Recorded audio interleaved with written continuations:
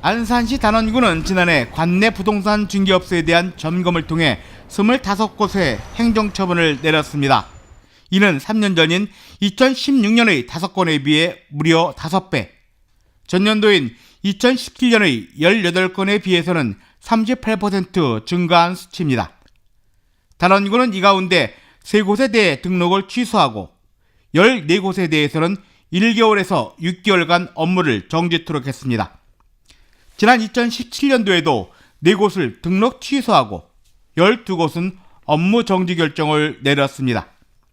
또 2016년에는 2곳은 등록 취소, 3곳은 업무 정지 처분을 내린 바 있습니다.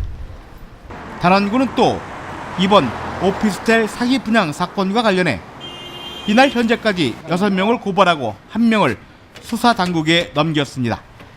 이들 말고도 중개업자 1명에 대해서는 고발, 또 다른 업자에 대해서는 수사 의뢰를 검토 중인 것으로 알려졌습니다. 이번 사건과 관련돼 사법기관의 처벌을 받게 된 중개업자는 모두 9명으로 늘면서 이번 사건은 안산 지역의 최대 이슈로 확대되고 있습니다. 이 사건은 일반적인 사기 사건이 아닙니다.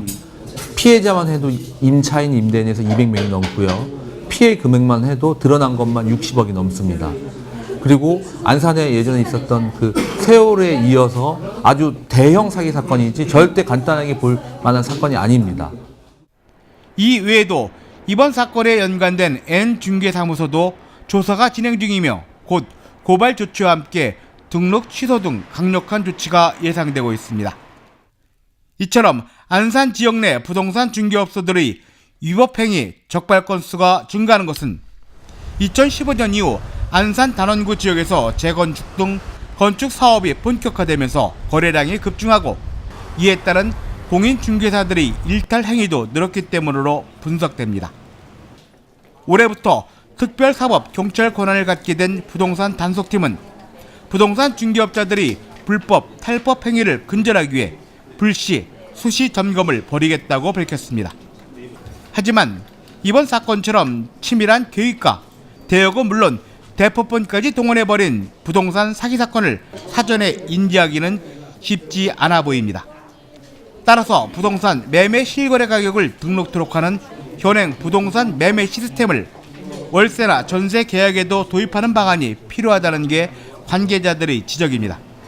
그 매매권 같은 경우는 부동산 거래 신고라는 제도를 통해서 매수인과 매도인을 동시에 와서 신고하는 절차가 있는데 앞으로 그 전월세 제도 같은 경우도 마찬가지로 이렇게 신고하고 또 관해서 그거에 대해서 추적할 수 있는 이런 시스템이 좀 마련돼야 된다고 저희들. 이와 함께 담당 공무원이 인사 때마다 바뀌다 보니 전문성이 확보될 수 없을 뿐만 아니라 공무원 한 명이 700여 곳을 담당해야 하는 현 인사 구조로는 불법에 대한 사전 예방이 어려울 수 있다는 관계자들의 호소도 귀담아 들어야 할 대목입니다.